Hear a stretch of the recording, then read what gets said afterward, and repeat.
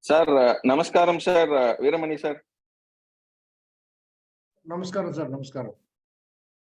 Very good evening, sir. It's always a pleasure to be to share a dais with such a doyen. Thank you very much, sir. Thanks. Sir, the session has been started, sir.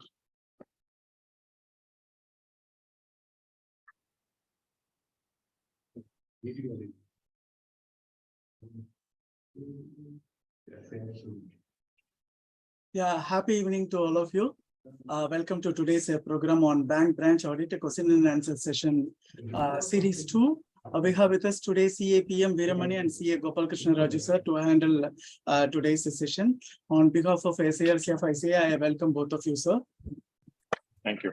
Thank you for choosing to be amidst us today. We value your time and presence. Considering the bank audit session season, SIRC has arranged four series of such a Q&A session on bank branch audit to clear the doubts of our members.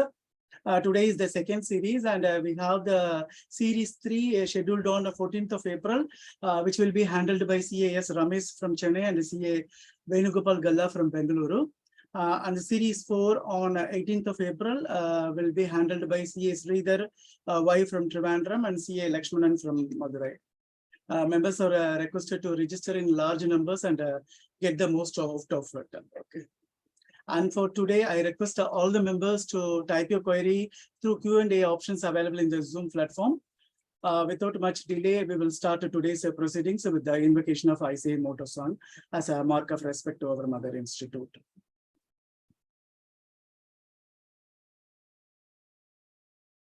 Technical team, please play ICAI motto song.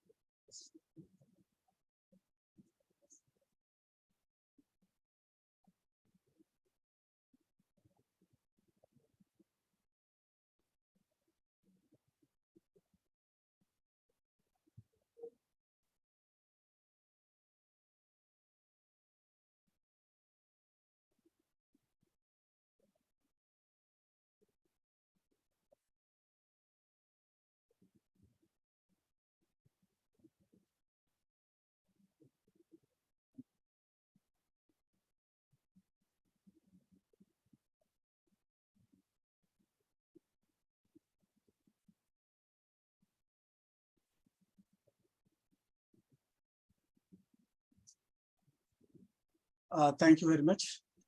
It's my privilege to introduce such a great personality who are presented today. Let me first introduce Veeramani sir. CAPM Veeramani is a fellow chartered accountant and also a diploma holder in information systems audit. He is the senior partner of RGN Price and Company Chartered Accountant firm in its 76th year in profession. He has got experience of more than 3 decades in corporate and non-corporate audits, central audit of banks, representation before various authorities under income tax and service tax, due diligence, reviews, etc. He is a guest faculty at NAMCAPS seminars conducted by RBI for banks. He is a regular paper presenter on various topics at branches of the Institute of Chartered Accountants of India, ICSI, as well as ICAI. He is a speaker at staff training colleges of various banks, income tax and service tax departments. He has been writing a column, Judicial Decisions, in the Ernakulam branch magazine of ICAI since 2005. He is the vice president of a Cochin Chamber of Commerce and Industry, which is in its 164th year. And he is the treasurer of Kerala Fine Arts Society in its 63rd year of service. Members are representing Cochin Chamber in Regional Advisory Committee, Cochin GST and Central Tax Commissionerate. We welcome you, sir, once again. Let me also introduce GKR, sir.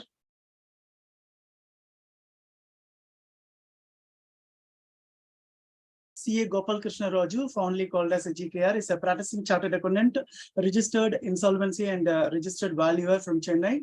GKR is the tax assurance and restructuring partner of Mrs. K.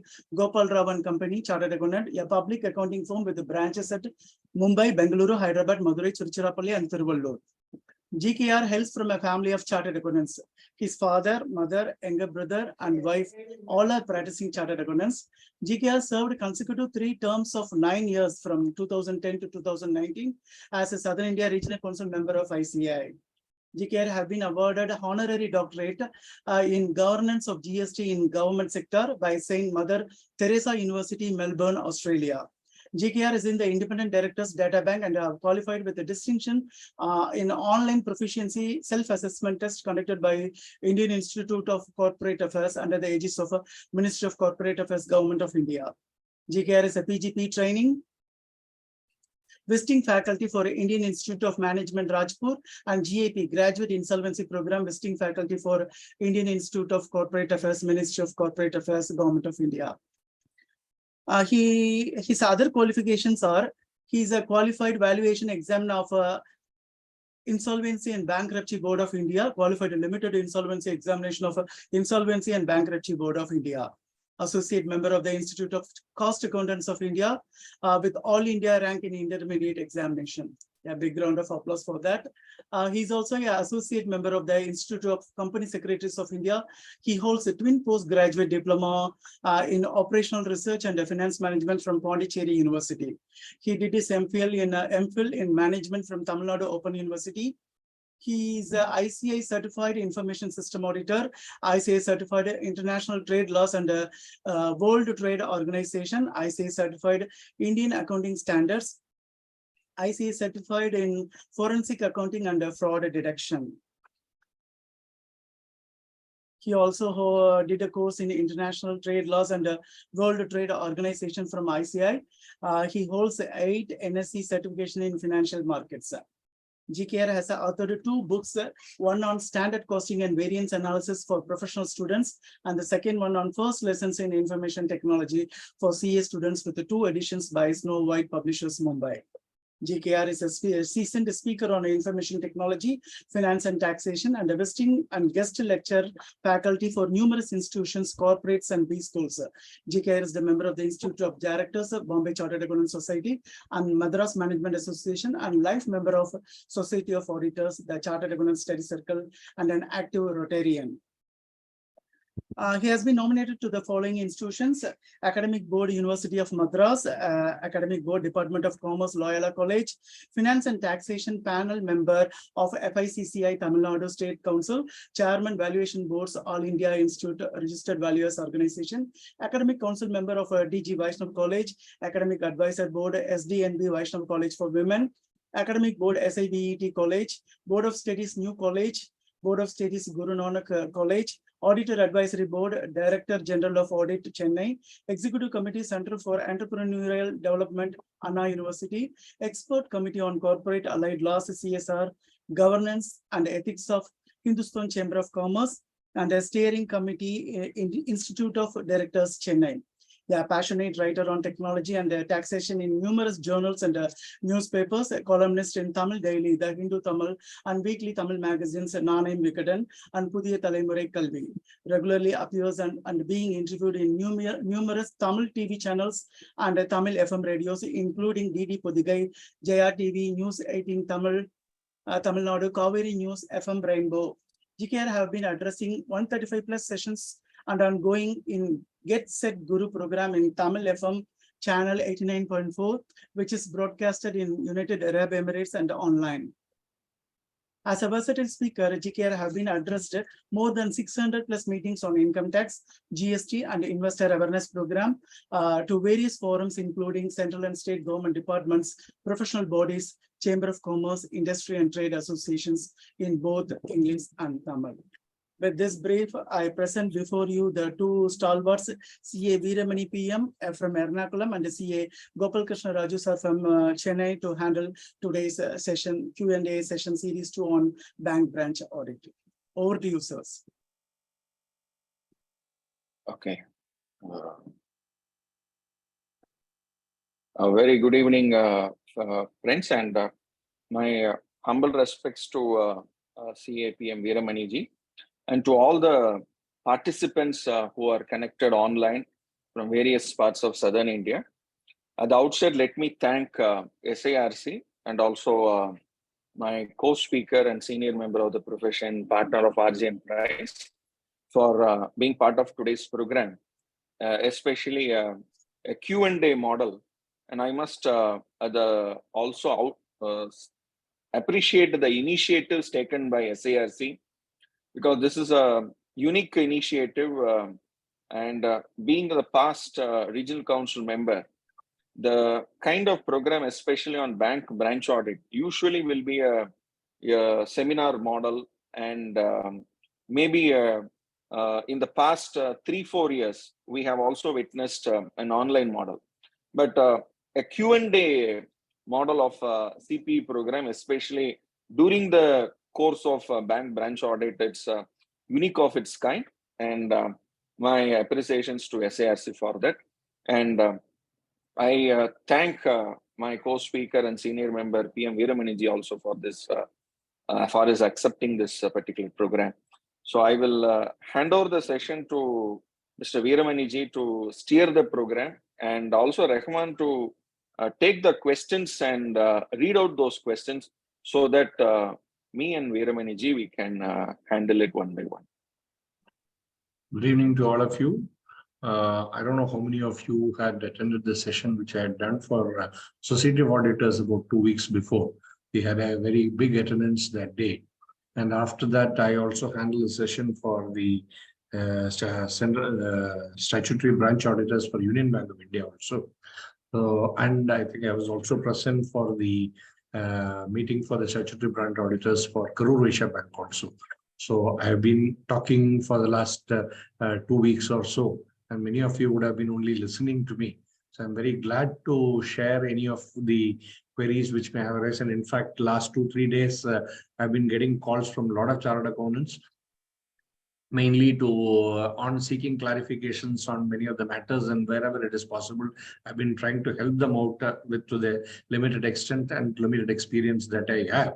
And I'm also happy to share that if any one of you would like to have any specific questions to be asked on any of the branch audits, especially because this year the number of branches have gone down, and the number of branches which have exposed to audits have gone down, and quite unusually, I have been seeing the queries that have been coming to me have been different from what we have been seeing in the earlier years when I have been addressing the branch auditors also.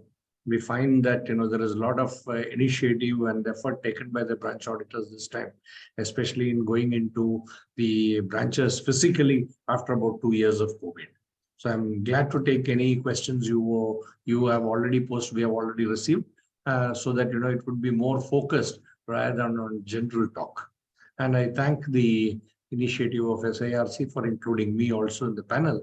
And I don't know how many of you have seen, it was initiated by the earlier chairman Jalapati, that I had written an ebook on the bank audit report itself, where we had said, where I had said beyond a true and fair view. Because in today's bank audit report, if you look at it, it has gone much beyond a true and fair view. So I had given how it has changed over a period of time, and how the responsibilities have gone up over a period of time. Yeah, I'd be glad to take any questions that you want.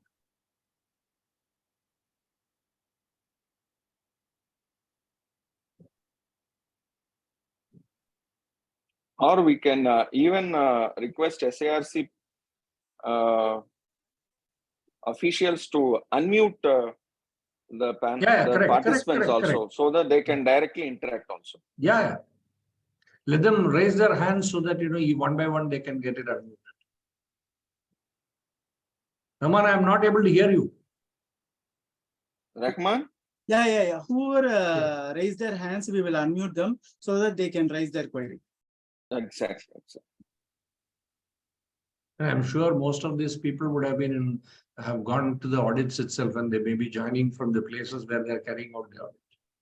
Yeah, when Lakshmanan has raised his hand, Raman. Sir? CAM Lakshmanan has raised his hands. Can you please unmute him so that he can Sure. introduce himself and share his query? Yeah, technical team, please unmute him. 1 second, sir.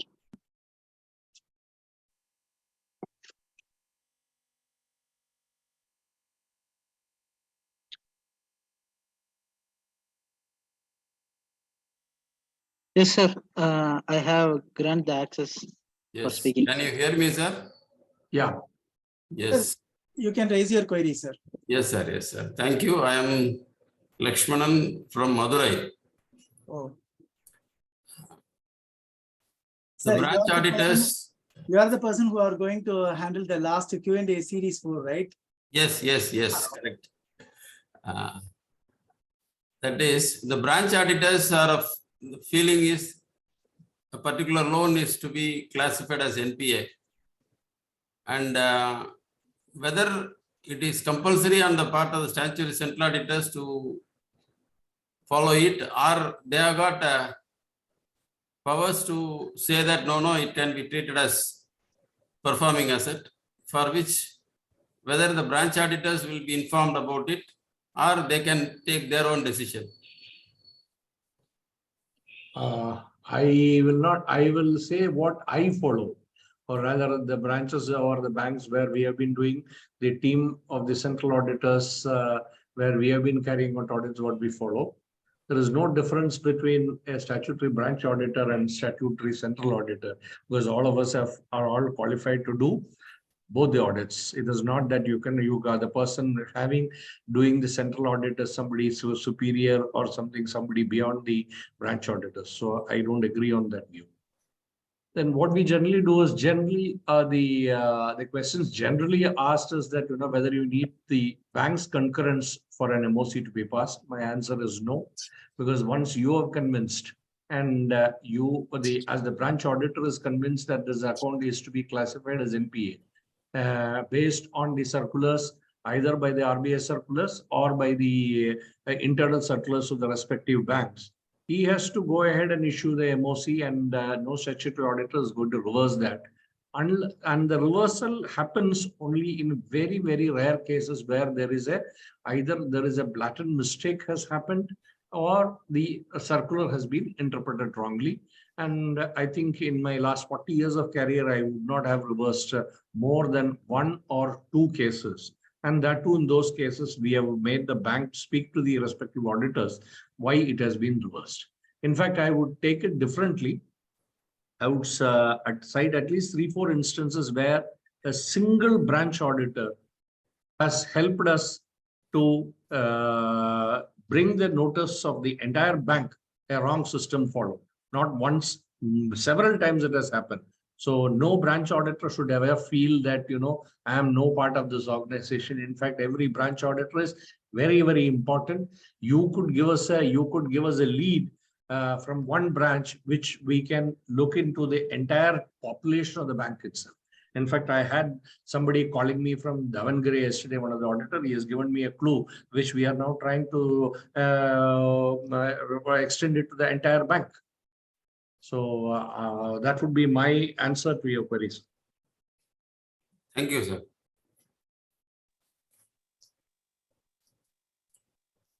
Well, to add to Veeramani ji, I wish to add one more point to Mr. Lakshmanan, that from 14 September 2020, where the Reserve Bank of India has brought out a very clear a circular on automation of IRAC norms as well as provisioning processes in banks, where from the olden days when we are all following the system of NPA classification, there used to be a times when from manual systems, then mechanization came, and mechanization used to be where we had the system of, we had a parallel system where the NPA classification used to be run on a particular date on 31st March, and then the output used to be fed into the main system.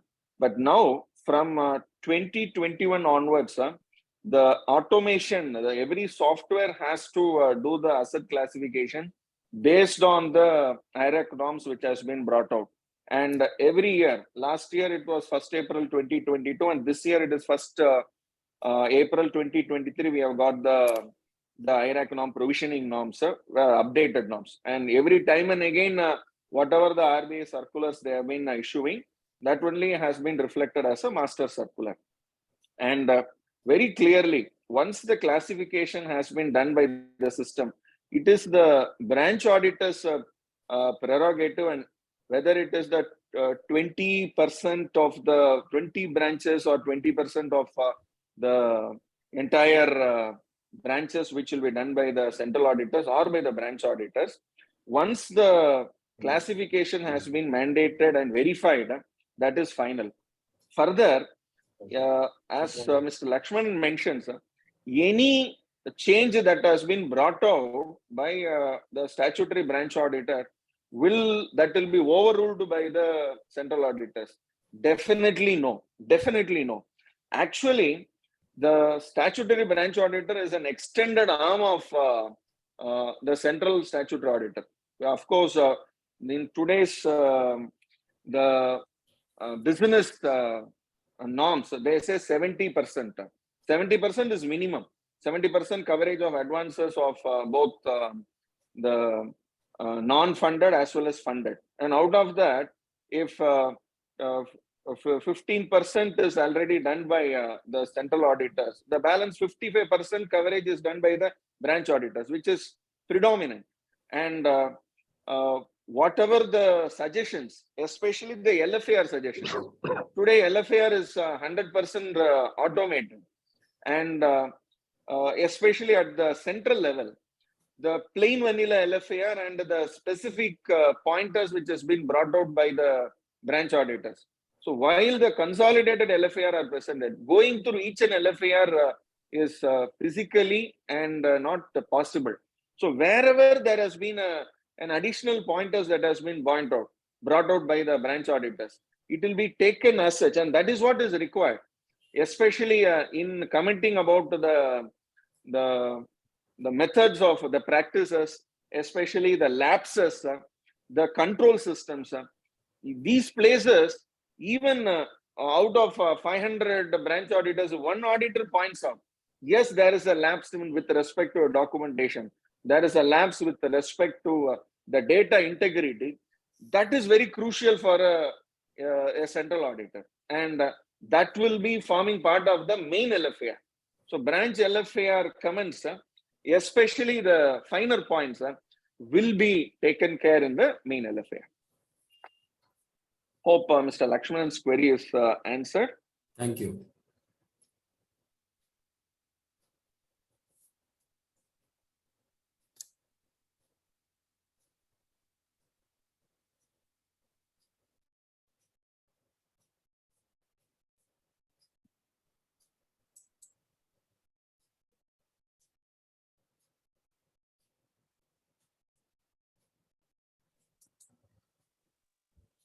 Do we have any other participants? We have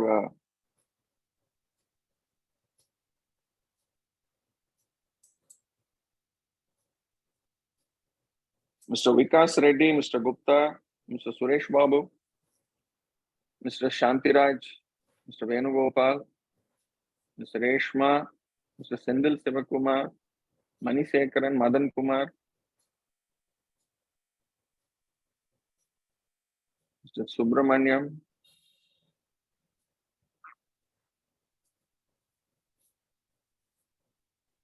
Mr. G. Rajesh, Mr. Asif Baran Das, Mr. Anant Ramachandran,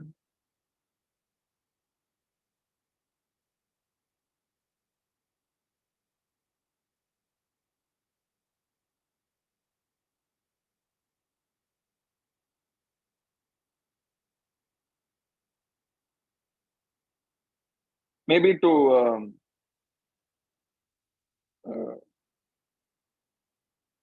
bring our members to add some more queries. Veeramani sir, can I initiate few queries? Yeah, please go ahead. Please go ahead. Okay. Because I think this Q&A model itself is new, or people are getting used to it only.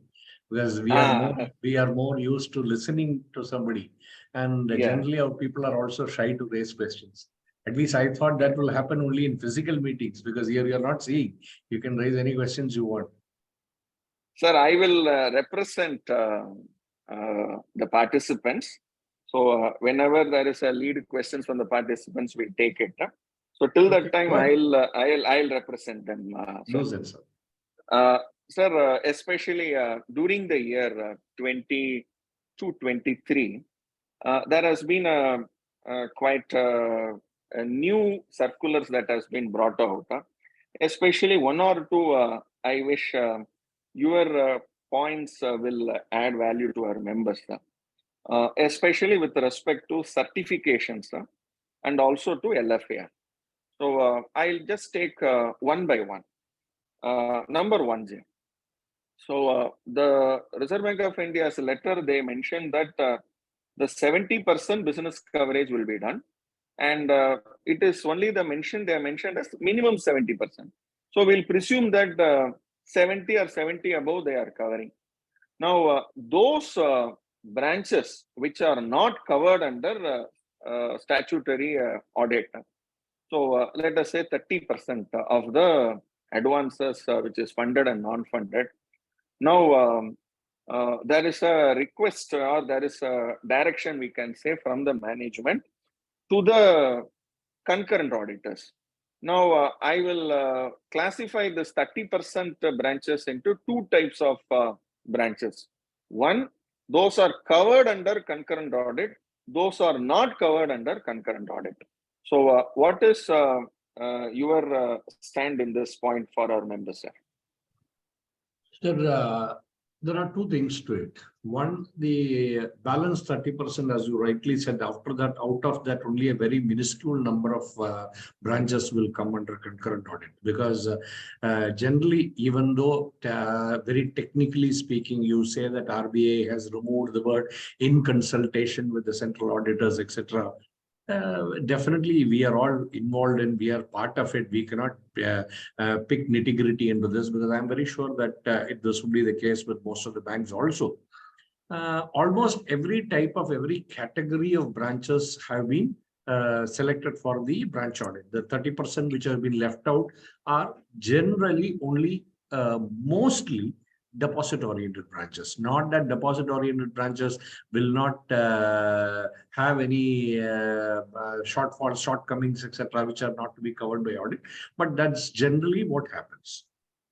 Now, as far as the concurrent auditors are concerned, I'm told that they are being asked to certify the LFAR, relying on the ethical standards pronouncement by the institute, saying that that would not be a self-review. Now, some of the auditors, I have had a query from one of the auditors today. He says, while doing the LFAR, he finds that there is a MOC to be made as far as additional provision to be made.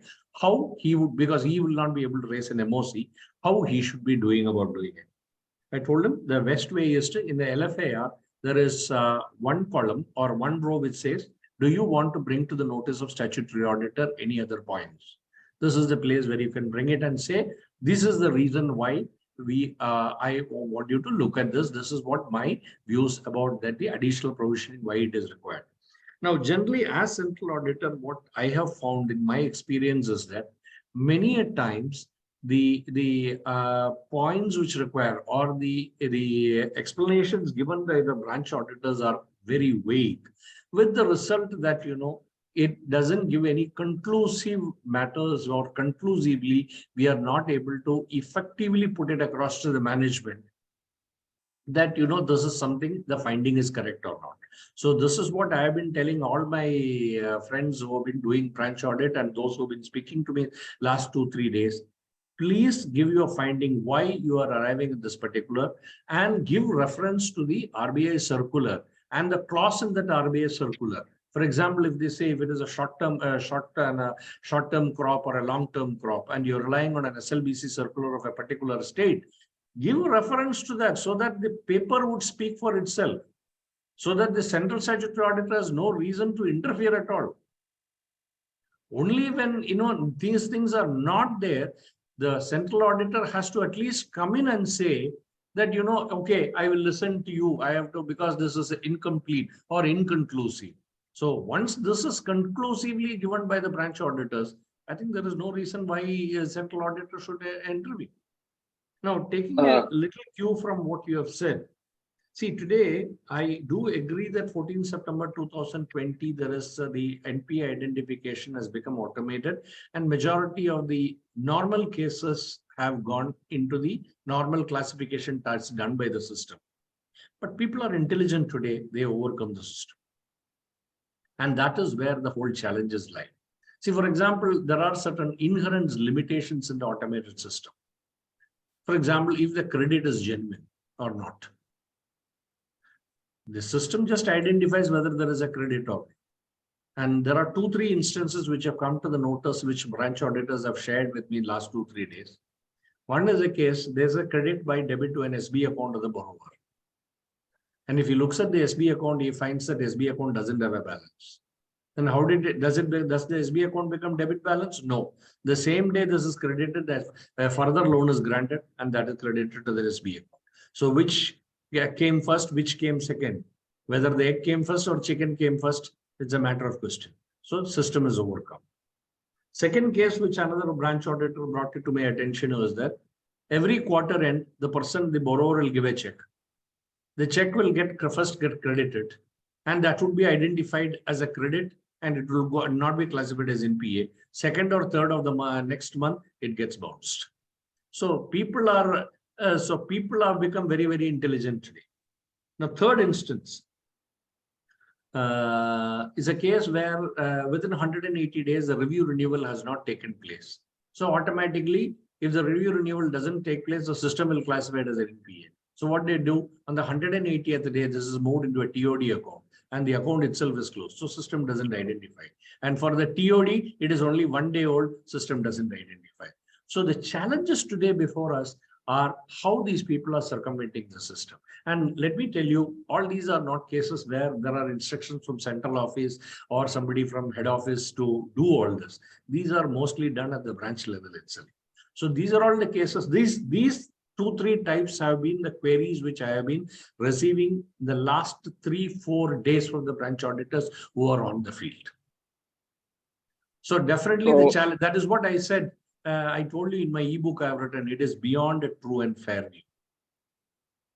There is nothing fair is happening here.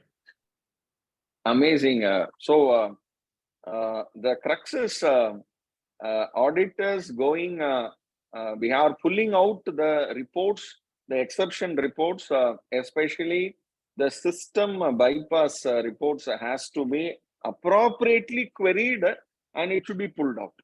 So especially the master data, wherever there is a change, or the circulating of funds, whatever you have mentioned. So people have to pick up the samples and they have to pull out these kinds of report, and very nicely you have brought out this particular point, Ji. So I have another query here coming as part of this. This 30% of the business coverage, okay, if it is not, it is uncovered, which is covered by the concurrent auditors. Now, what? So 30% doesn't get covered by the concurrent auditors. The concurrent auditors cover only 1%. Okay, so I'm just taking among the 30%. Among the 30%, concurrent audit is only 1%, sir. It is only 1%. So I have 1%.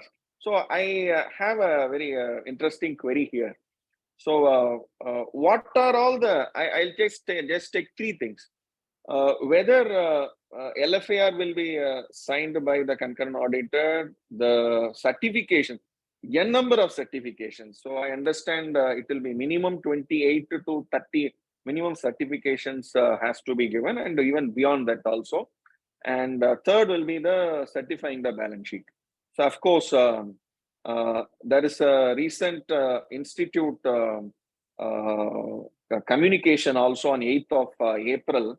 So I wish Veeramaniji to throw light on these three aspects. So one is LFAR, two is certification, third is balance sheet and the schedules. So where the concurrent auditors have to put their signature. Another one, with respect to the branches which is neither coming under statutory branch audit, those branches which is neither coming under concurrent audit. So what are the strategies adopted by the banks, whether it is left unaudited? Now, as far as the concurrent auditors, this thing is concerned, what I have understood is that they cannot be certifying any balance sheet because they are a concurrent auditor. What the only deviation that has been made or the exception that has been made this year is that RBI has allowed them to issue the LFAR. I don't think even the certificates can be signed by them. So they can issue only the LFAR. But the question, as I said earlier, was even in the case of an LFAR, whether if the auditor doesn't agree with the error classification, how should he bring it out? The only way you can bring it out is to bring it to the attention of the statutory auditor under the column any other items. The other two certifications will be sub-certifications that cannot be done. Now, and at the central audit level itself, I don't know about other banks. In the bank where we are carrying out the audits, we have taken very clearly that even the LFAR certified by the concurrent auditors will not be treated as audited branches. They will be part of unaudited branches only. Only thing is, in the cases where the LFAR is issued by the concurrent auditors, we will take cognizance of the contents that is given there, which is aiding the central auditors to arrive at a decision. Now, the third point is regarding the branches which are totally unaudited. There we are relying on the, we have to go through the branch auditors, the branch certifications, which has been there. It is not something new. It is only that the volume has increased this time. Because over a period of last 5 years, if you see, this 100 has become 95, become 90, 85, 80, and 70. It has become. But to the extent I have seen, it is not that even they have said minimum 70. I have found that when all the parameters are considered, many of the banks have ended up making at least 77 to 78% audited branches and not 70. And even last year also, it was around 82, 83. So the fall has not been very significant as far as this year is concerned. But as far as the unaudited branches are concerned, we have, as statutory auditors, we are now sitting at the regional offices or zonal offices where the statements do come in. And we do some additional checks and balances there to ensure that, we may, at the central level, there is no material misstatement happening. Rahman, any queries from members or anybody has raised any hands? Oh, no, you have to unmute. Yeah, as of now, nobody, sir. As of now, nobody. Okay.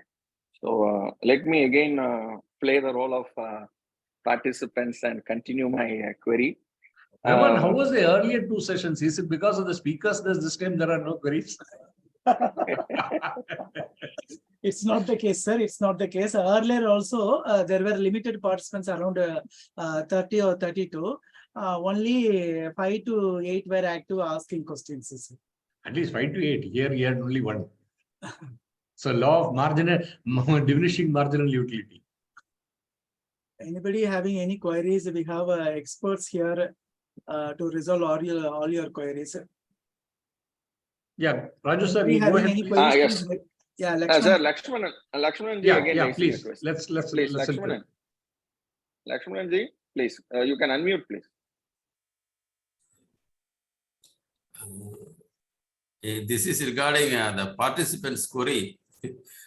Because many of the auditors would have completed their audit by this time, they are not interested in participating. I think that's what I asked the SIRC also, because it seems to be too late whether participants will be interested in such things. In spite of it, I have reserved certain questions for my session, but I am asking it here to make it lively. Normally, this question will come up in every seminar, bank audit seminar, because things happening after the balance sheet date. As on the date of balance sheet, it's very perfect. The loan is very perfect. But afterwards, we come to know that there are certain problems with regard to that industry or that borrower. And it is definite that it will not be recovered in full in future. Whether such things can be taken into account and whether we can recommend for NPA, one thing. Likewise, a particular loan is NPA as on that last date. But the borrower has remitted huge amount in the first week of April. In such things, whether we have to take them into account and not recommend for MOC. These are all similar situations which arise in every bank audit seminar. I want the speakers to, what others follow, whether what we have to follow is to be seen. See, as regards, we are always taking the position as of 31st March, and we try to complete the audit maybe in the next 7 to 10 days, during which period we should be in the branch itself. And I don't think any material changes in this 10 days can happen. And anything which happens after what we have signed, it is definitely not possible for us to look at. But within this, whatever is happening within this for 5 to 7 days, just based on the 5-6 days development, unless it is really catastrophical, which will have a impact across the population, I think we should stick to what is there on 31st of March. Then over a period of time, we have also, the audit has also evolved over a period of time, because I remember when the IRAC norms were introduced in 92, 93, right from those days, I've been doing central audit as well as branch audit. Auditors used to take a view that, if it has been regularized, maybe before the audit completion, etc., branch audit completion, you can take a view, etc. But over the period of time now, RBI has taken a very strong view. If the account is closed before the audit is completed, you can possibly take a lenient view regarding classification as of 31st March, that too on the facts and circumstances of each case. But you cannot take a view subsequent to part payment. That you would see that in the last year's circular which came in, which said that, payment of critical amount will not take the account out of NPA.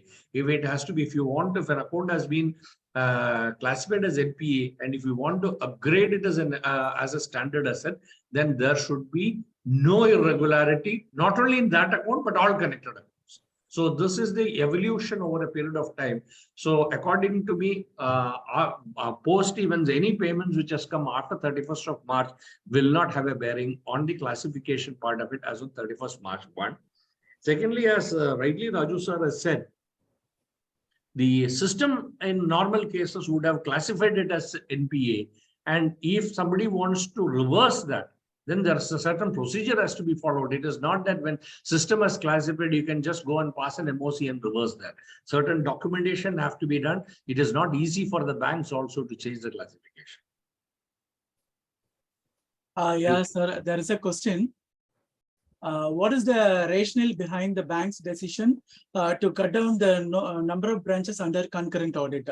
I noticed that in case of one of the large nationalized banks, the number of branches coming under concurrent audit in financial year 21-22 came down by more than 25% as compared to the financial year 2021.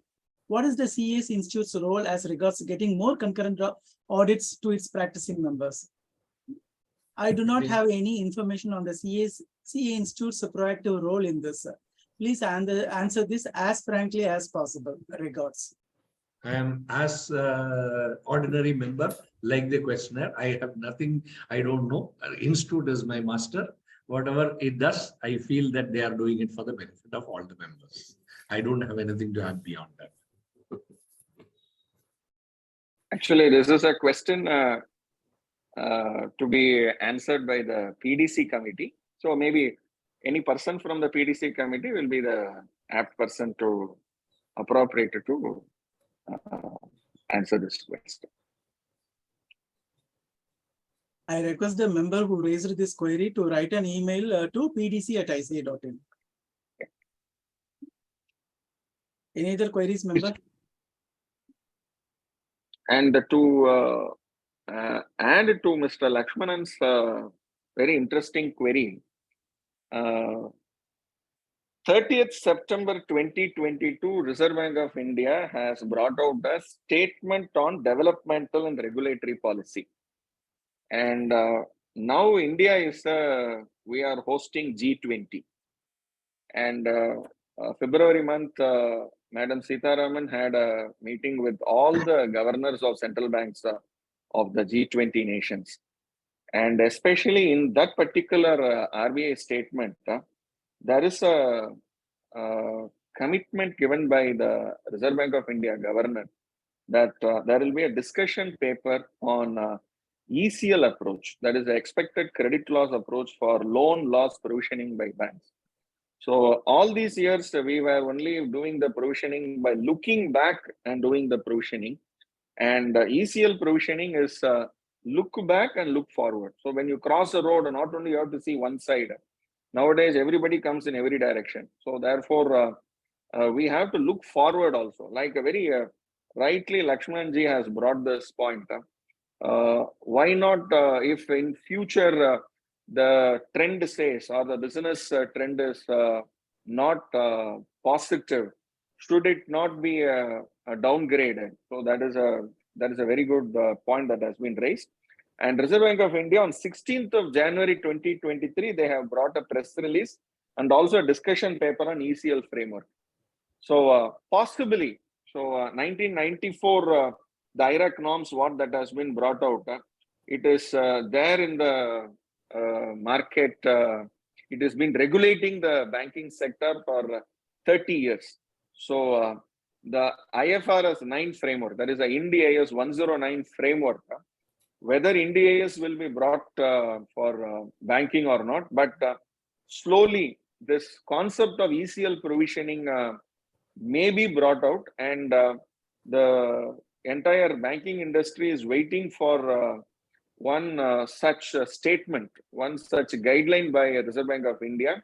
And once the guideline is brought, they will give one year for the entire banking sector to implement.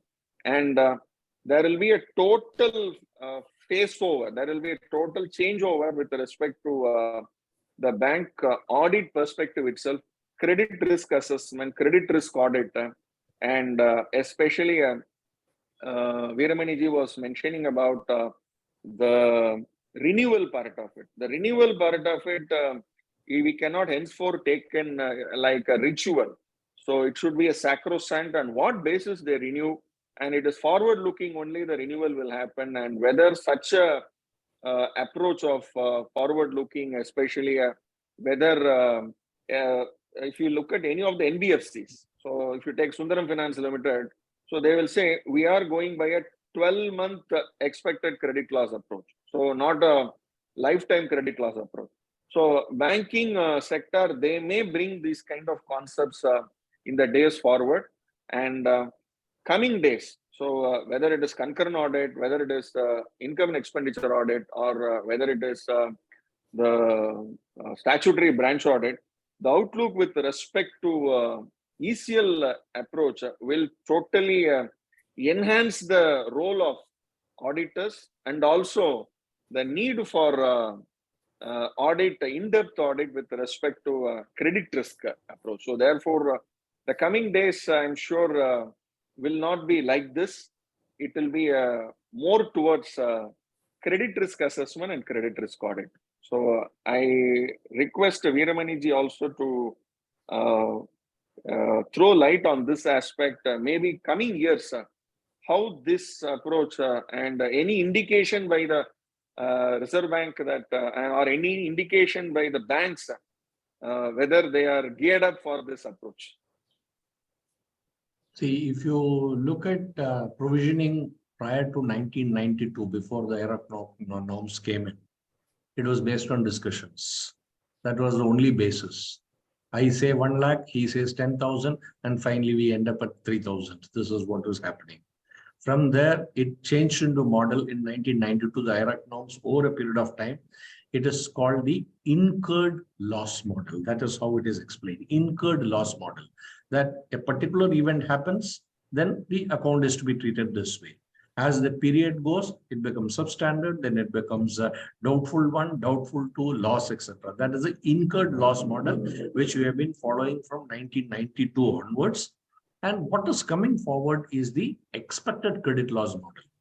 Now, see, when it was earlier, when the individual assessments were being made for the provisioning, there was a need for every branch to be audited because every account had to be gone into. Once the IRAC norms came in, then the number of branches audited started coming down because it had set into the system, and more or less people over a period of time, the IRAC norms also got accepted, and in 2020 it became fully automated. There was no need for anybody to go and find out and classify. Now, along with this itself, if you look at banks which have been already listed banks, etc., RBI has been taking a pro forma statement, if I remember right, from 2019 or 20 onwards in this ECL model itself. So it is not that ECL has not already come in, it is already there. Banks are well prepared. Banks have already started giving pro forma invoice every 6 months or every 1 year to the Reserve Bank, and Reserve Bank has been studying this also. So I would not be surprised if the ECL model is introduced from 1/4/2024 itself. 1/4/2024, that is 31st March 2025, it could be the first one, because by 2025, if you see the peer review guidelines, you will find that that has undergone a substantial change. Unless you are peer reviewed, you may not be able to do a branch audit at all. So all these have to be put together and read. So once it goes into the ECL model, even the present way of evaluation also changed, because it goes, that is where, as Mr. Lakshmanan said, industry-wise, expected credit loss model, because I have done audits under IFRS also, where there is no question of account turning substandard, doubtful, etc. Either it is good or bad. It is only one model. It is either 100% provision or 100% standard. So that will be the way it will be changing over a period of time. And that is what it is. And that is one of the reasons why this branch audit changes have also been happening over a period of time.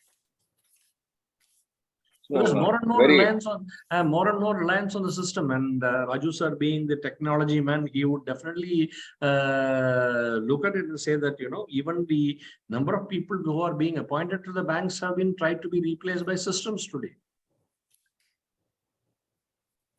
Because they feel the chances of manual error committing are obviated when you move into the system. Absolutely. So, and even you see earlier, from the earlier days of identifying and classifying on a quarterly basis, today on a daily basis. So every day there is an account changing. So what is an account becoming? Because I remember when I took it up early days, when I took out a case of 90 days and then classified it, Reserve Bank itself came back to me and said, so no, sorry, sir. As of today, we have not started seeing 90 days. We are seeing on a quarterly basis only. So somebody regularizes on 31st or at the end of the quarter, it can still become it can still be treated as standard. But look what happened in the last year. They have said 90 days at any time during the year. So from past to do. See, for example, I'll tell you what has happened in the last 1 year. If you see, Schedule 3 has undergone a change as far as the corporate audits are concerned. Now, CARO reporting has also undergone a change where there is a working capital loan of more than 5 crores. The auditor is supposed to, the company is expected to make a disclosure where the statements given to the bank figures are not tallying with the book records. And in cases where it is more than 5 crores, the auditor is supposed to make a comment on it. Now, I have had cases now discussed in the last 5 days, cases where the auditor has mentioned this in 31st March 2022 report, missed the attention of the bank. Now, the branch auditor has gone and reclassified, taking that figure as the 2022 figure, what the audited figure has been given, reworked it, and he finds that 90 days norms have been has been breached. The account is now turning NPA. Nobody can stop it. And it is the borrower's own auditor has written. So that's a substantial change which has happened. Hello. வீட்ல beer வச்சிருக்கியா?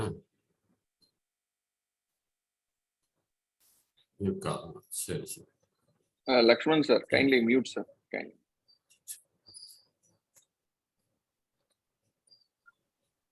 Yeah. Any other queries from any members? Sir, if there are no queries, then I would like to exit because I am getting calls from many branch auditors. Sure. Many branch auditors, and they would be thinking what has happened to me if I don't reply to the calls. Sir, maybe one more last question please, from my side, and then we'll wind up if there is no queries. Please, sir. Sir, especially with respect to guarantees and co-acceptance certification by our branch auditors, what is the points which you suggest or advise them to look into it? Especially, number one, those guarantees which are carried forward from the opening balance till closing balance, those guarantees which are closed during the year, and especially with respect to the Basel III certification, the bucket of the various risk factors that has been taken, and then that particular Basel III certification is ultimately taken by the central auditor for their Basel III, because the ratio is a very critical ratio for the entire bank, and their lifeline depends on that particular ratio. So this Basel III certification, and especially guarantees and co-acceptances which are below the line but very significant. Even the business coverage ratio mentions it that 70% of funded and 70% of non-funded exposures. So this one particular aspect, how significant it is from a branch auditor's perspective, and how reliance as a central auditor we place on the certification given by the branch auditors. Over to you, sir. Now, as regards the non-funded exposure is concerned, sorry to say, our people are not as exposed as we look at the funded exposure, because we have not really, many of us have really not understood the real contingency which is happening, or what is the real exposure behind it. And that is exactly what happened in 2008-9 when these derivatives and all were sanctioned and many banks landed in problems, etc. Now, as regards the guarantees that are being issued, most of the banks have this issue because to whom has the guarantee issued? Because there is even now a strong discussions going on that if the guarantee is issued to the government companies or to the President of India, then it is valid for even up to a period of 30 years. So even if the work is completed, even if the guarantee period is completed, the bank may not be able to reverse the guarantee unless they get a confirmation from their respective department to whom this guarantee is issued. And this doesn't happen in the normal course. And as a result of which, every bank is now providing much more capital than what is required. This is happening because this is something which even the branch auditors may not be able to do anything, because where the period has expired or the guarantee period has crossed, unless there is a confirmation by the respective department that this may be cancelled, the bank will not be able to cancel it. There are certain circulars which have gone in and around saying that you can wait for a period of 1 year and then do it or not. But there have also been clarifications saying that where the counterparty is Government of India, then you cannot do it. You may have to wait for a period of 30 years. And banks have also now reconciled to the fact that they need to provide more capital. And even more than that, see, there have also been cases which I have pointed out at the central level. There are many cases where the limit is sanctioned and not utilized. And unutilized limits, definitely you have to provide for capital. Not at the full level as the funded limit, but definitely there is a capital adequacy circular which says that, the 20% of that has to be treated as a non-funded exposure and provided as this one. And there are very many cases where the banks have fallen short of reviewing whether this has been utilized. And do you know how this has been misused? If you look at the DRHPs, many companies have this unutilized limit, and they bring it as, say, that ready cash available. Because I can utilize this because this is non-cancelable limits without a reference to the borrower. If you closely look at the DRHP documents, you will find that many of these cases where these unutilized limits are actually shown as eligible cash balances available. They would not group it under cash balances, but they would say funds readily available. So this is a vicious circle. But we need to really study. We need to really learn ourselves on this non-banking, because as far as the non-funded exposure are concerned, because it is only a very limited exposure, very limited percentage as regards funded, we have also not been following very closely. Even cases where, the other day I was talking to another person, he said, sir, there was a LC devolvement and it was immediately paid. And so I have not gone further. I said, sorry, sir.